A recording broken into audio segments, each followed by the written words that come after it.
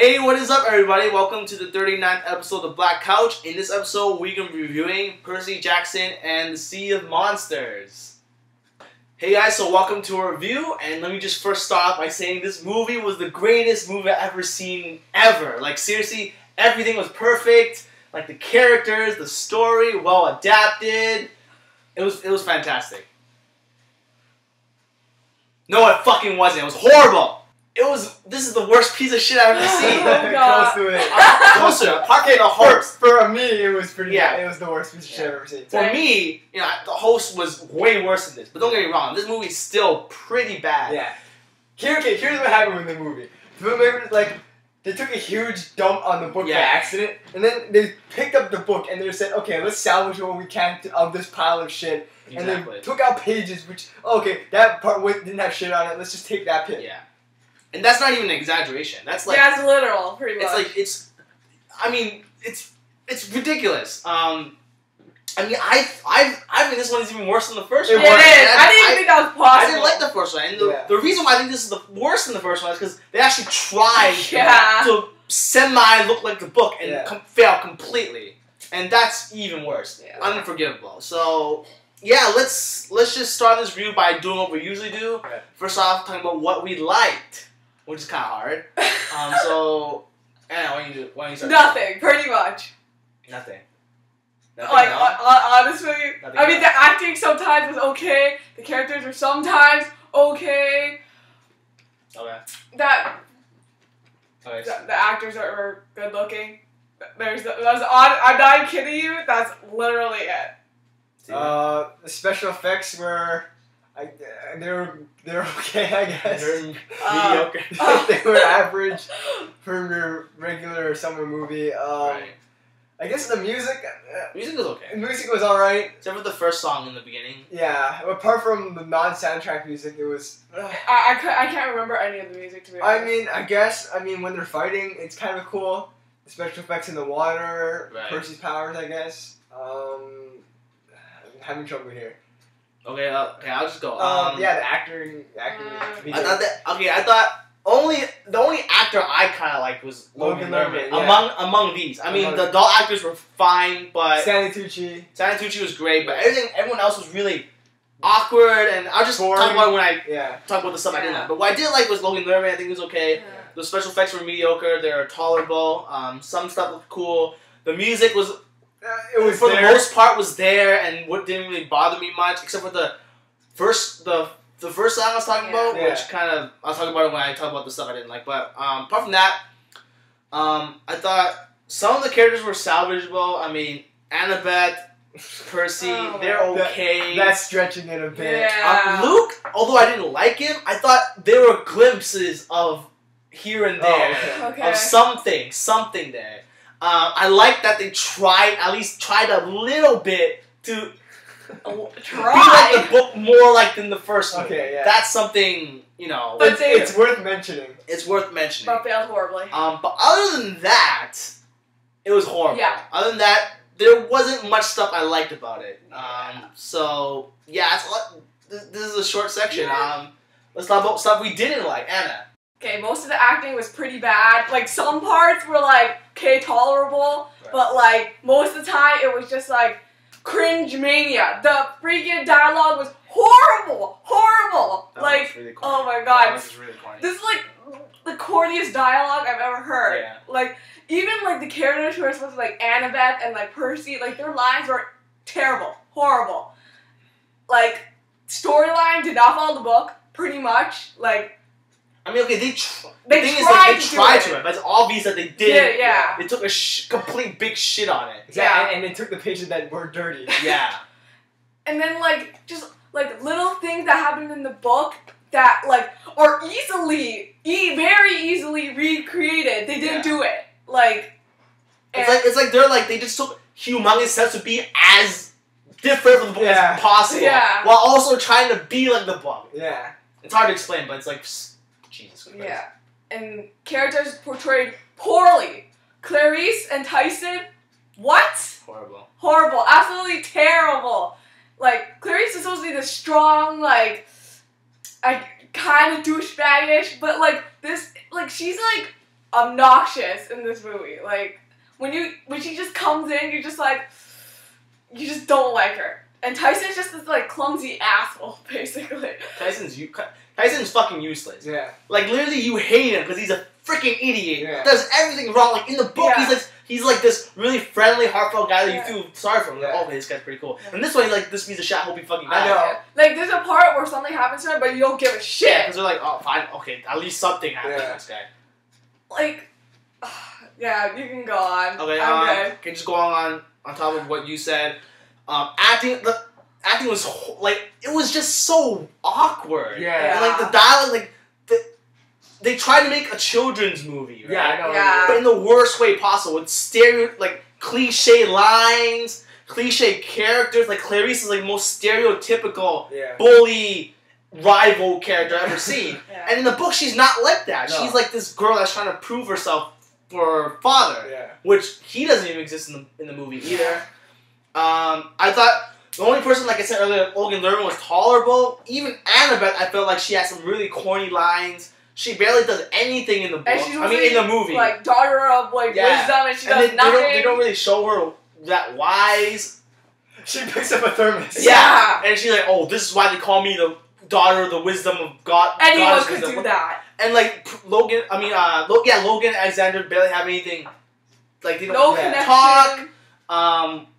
Yeah, I hated Clarice. Oh, Luke too. I hated him too. Oh, and Luke. Okay, Luke. Like I said earlier, there were glimpses of some good shit in there, but overall he was horrible. He had no personality, no characteristic. The same facial expression the whole time. They try making him something he was not. Like that scene where he's playing chess. Like they're trying to make him this sophisticated, like Lex Luthor kind of character, which he's not. And who was he playing chess with? The character. What the fuck was happening there? And that's the key thing in this movie. They do all the characters wrong. Yeah. Like they portray them completely different than what they were in the book. Yeah. Hermes was horrible too. But that was really stupid. Look, okay, Nathan Fillion, I love this fucking guy. Right, but in this, like, they don't keep... And, Kronos, they took complete shit on this guy. Like, Kronos is supposed to be this really threatening... His voice... Like, the way Rick described Kronos' voice, that's, like, a key characteristic for the character in the book. They don't do in the movie. Yeah. They just make him some, like, blundering, generic, humongous, brainless villain kind of thing. They take a shit on the whole prophecy thing. Yeah. They just don't... respect the source material. Like they tried to make it like the book just so it could please the fans, kind of, and then just did whatever the fuck they wanted. Also, I felt like there was this key moment of Annabeth's character in the book, which is completely thrown out the water. They could have just fucking took out any of the stupid comedic scenes in the movie and just added that Annabeth scene in it, and that would have been way better. And just overall, big disappointment. Okay. The acting front, like you said, was mediocre at best. None of the characters are likable. All the characters are trying to be funny. Especially Grover. Oh. Hashtag Grover sucks. Yeah. Hashtag recast Grover. Fuck this guy. He's horrible. His lines, he tries to be that really funny kind of witty sidekick guy. Yeah. I fucking hate him so much. He's not even supposed to be here. He's so annoying. Yeah. Tyson, what is... He's useless. Completely useless. All the scenes where they try to be funny and like have those awkward, oh, maybe it's supposed to be kind of funny, oh, there's a tension. No, doesn't fucking work. Stupid smile. Oh, brother. Shut the hell up. Holy crap. And the story was like, it was oddly paced. Yeah, here's the problem. Like, the dialogue also, they try explaining so much shit. Yeah. Because they failed to explain it in the first movie. So they spent all the time explaining stuff, which makes it awkward and fucking... Like, the exposition is ridiculous. Yeah. And polar opposite to the one we talked about in Pacific Rim. Right, yeah. And I just feel like they tried to follow a book in a way that they try following the book's flow. Yeah. And which isn't good. Which made the pacing suffer. A stupid idea, because the key is to make it like the book but flow like a movie, which they completely didn't do. Yeah. As you can see, I'm wearing a shirt representing Hogwarts. Yeah. A book and movie series that successfully translated from different media. See, the difference between Harry Potter and this is when Harry Potter make a change, it doesn't really bother me. Because the change make sense within the context of the scene that it's happening. In this, it doesn't make any sense. That's why it pisses me off. Yeah. Like it's obvious that they fucked up and they tried fixing it, and it's so obvious. It's kind of like you've got a really old car. The wheels are and you've got rust and the parts are missing. And what you've tried to done is you've taped it up with duct tape and then sprayed it over. And it's so obvious. And it's ridiculous. And even in Deathly Hallows Part 2, when they tried covering up the fact that Harry could sense the Horcruxes, like, that was in the book, that still made sense. Like, they made it make sense in the context of the fucking book. And this one, they tried modernizing stuff, they tried doing different things, and it just takes you out of the movie and completely destroys the whole world that they're in. And it feels like, they tried creating this world that isn't believable. It's just not possible. Like, Rick did a great job in the book making this all believable, making this all relatable. Because the characters, with the way they interact in the book, it just doesn't translate on the screen. Luke and Percy are supposed to have this, like, butting like, hand. there's no chemistry between the characters. There's nothing gluing them together into one thing. I mean, Luke and Abel have nothing either. Like, they had a past, and then that's not anywhere. Grover and Percy still have some stuff going on. I hate Grover so much. I wish, like, they left them out of the and the problem is the characters don't interact with each other. They just say stuff to each other. While they're right next to each other. Well, they're saying stuff in the same vicinity. Yeah, you don't feel any connection, which is horrible. They also fail to make things look realistic. Like, they're supposed to be these mythical creatures. Special effects are, like I said, mediocre. When they're bad, they're horrible. And pointless scenes that drag on for way too fucking long. Yeah, like, it's just like that. I don't want to spoil anything. No, okay, fine. How about this one? The coffee shop scene. Right, the coffee shop scene. That was complete. There was no point in that. Yeah. That literally established nothing. They wasted at least $1,000 on that scene. Yeah, and they could have taken all those resources and made that Annabeth scene that I actually wanted to see in the movie. That scene would have grown Annabeth's character so much. Yeah, but instead she's just one-dimensional. Percy's even one-dimensional. Yeah, Percy's like they tried developing his characters, but it just I'm not interested. It's too late already. You don't care. It's too late already, and it's horrible. And it's corny. It's corny. It's corny. This movie's lame. Like, you can make a kids film and make it respectable. This is not respectable. This is just horrible. To bring in another book, the Beautiful Creatures movie. Right. What that movie did right, that this movie did wrong, was that at least some of the plot points and elements that they introduced were interesting. Like, you cared about. Beautiful was interesting. Yeah, the casters and all that magic stuff. Yeah, there was potential. It made sense within the context of the world that they created. Yes. There was interesting ideas. Even though, granted, they didn't fully flesh them out. But they could have done that. But it was there, and there was potential. There's no potential.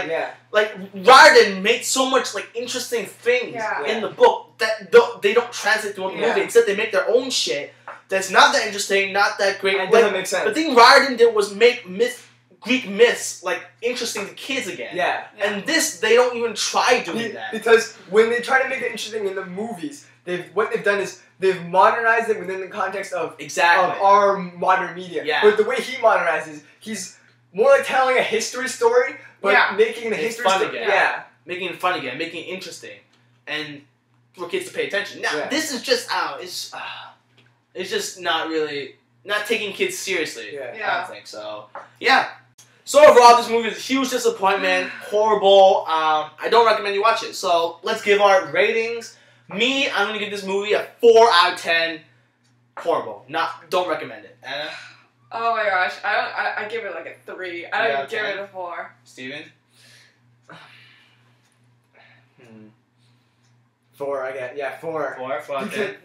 I mean, to give it a 3 would mean to make it nearly unwatchable. Yeah, and that's not the case. I mean, you can still, it's tolerable. Oh god. If you completely switch off your brain for 2 hours. Not even that. Switch off your brain, not even that. You switch off your brain, it's still, you still have to tolerate it. Okay. Even if you switch off your brain, you still have to tolerate it, which is... Okay, this is how you watch the movie. You have it playing, and you've got your phone next to you, and there's stuff going on. And there's stuff going on in the background, but you're mostly paying attention to your phone. Yeah, so overall, across the board, average score for 3 of us is a 4 out of 10. I don't recommend you to watch this movie. If you're a Percy Jackson fan, you can be really pissed off, really irritated. I don't recommend anyone to watch this. Stick to the book if you like the book. If you're not interested in Percy Jackson at all, don't even go near this with a 10-foot pole.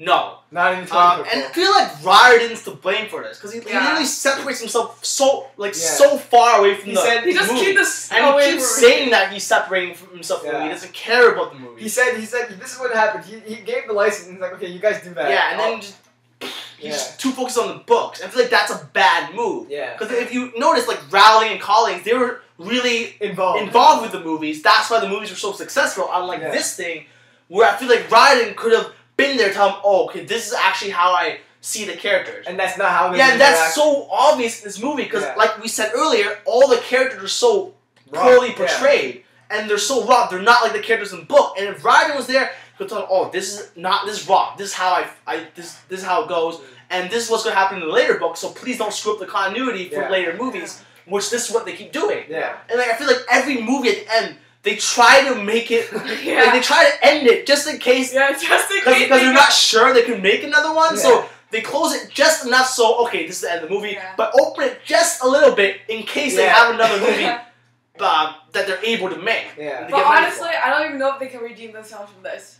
Oh my god! Like, I mean, there's still some potential. Like, there's still some things that they could do. Yeah, but if they continued, they would just keep tumbling down this hill. Yeah. I feel this is what I feel like. I feel like they are driving a car across the country. Yes. But the engine is broken, the gearbox is broken, the steering wheel is broken, the windows are broken. Yep.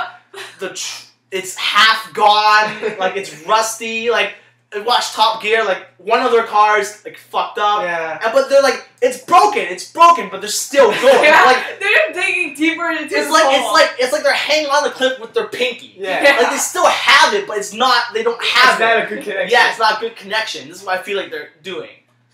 I feel like they're just gonna go. It's gonna get worse and worse. Yeah. So I mean, honestly, if they do make it better, I don't even know how that's gonna happen, to be honest. Like, and I'm scared because I'm scared because Titan's Curse, the next one, is my favorite book of the series, and they're gonna fuck it up. I just know it. So you guys anything else to say? No. This is sometimes why films are hard to watch. Right. Yeah. It's just so frustrating. Yeah. Yeah, cause this is gonna be the last time I ever have any hope for these movies. Yeah. If they make Titan's Curse, trailer comes out, I'm not even gonna give any hopes. I'm just gonna be like, I'm just gonna watch it. I know it's gonna be a piece of shit. I think I know. Which is what I should have thought for this movie, but I was. You got too excited. I told you not to get excited. See, Steven had the right thing going. I was just like so up in the clouds. I think they pull us in by looking at the trailer, making all like exciting stuff. They showed all the stuff that happened in the book. Yeah, that happened in the book, but. And plus, the poster looks badass, but then they're just like glazing over their piece of shit, basically. So yeah, you guys have anything else to say? That's it for this episode. That's it for this episode. So that's it for the episode of The Black Couch. If you guys like this video, please like it. If you like it more, please share it. If you like it more, please share it. Subscribe to this channel for update content. Also subscribe to our personal channels. We have the step there too. And yeah, if you guys watched the movie, please give your opinion down below. Tell us what you think. Did you like it? Which is impossible. For some reason, did you hate it? Did you read the book? Did you read the book? What do you think? Did they adapt it well? Did it piss you off? If you're not a fan of the books, if you never read the books, what do you think? And also, do you agree or disagree with us? Why not? Yeah, give your comment down below. We would love to read them. They're always great. And yeah, that's it for this episode. And I'll see you guys later.